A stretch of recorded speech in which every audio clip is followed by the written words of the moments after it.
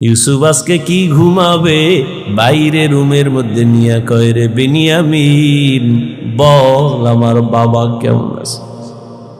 ইউসুফ আলাইহিস সালাম ভাইদের ষড়যন্ত্রে পড়িয়া বাবার থেকে আলাদা হয়ে গেল। সবাই বাবারে খেলার নাম বইলা ইউসুফ নবীরে নিয়ে গেল।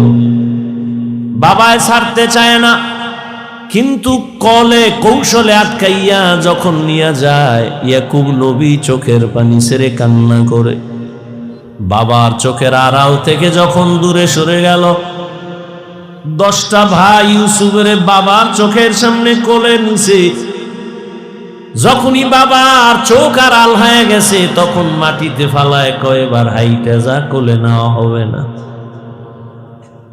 নিতে নিতে জঙ্গলের ভেতরে এক ভাই মারে, আর এক ভাইরে কয়, এবার তুই মার। ওই ভাইদের মধ্যে যিনি বড়, তার নাম ইহুদা। বড় ভাই কয়, ওরে মারিস না, ও ছোট মানুষ, ওরে মারিস না। ইউসুফ বড় ভাইয়ের দিয়ে তাকায় আর কাঁদে।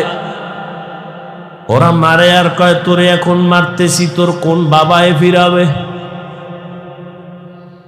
যখন বড় ভাই বাধা হয়ে দাঁড়ায় গেল, অন্য ভাইরা কয়, তোমারও মারব। ভাই চুপ হয়ে গেছে।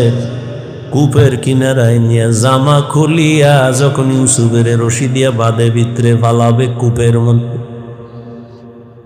ইউসুফ নবীরে যখন ফালায় অন্ধকার ময়লা পানির ভেতরে, আমার আল্লাহ বরদাস্ত করতে না পেরে বলে, জিবরাইল যাও,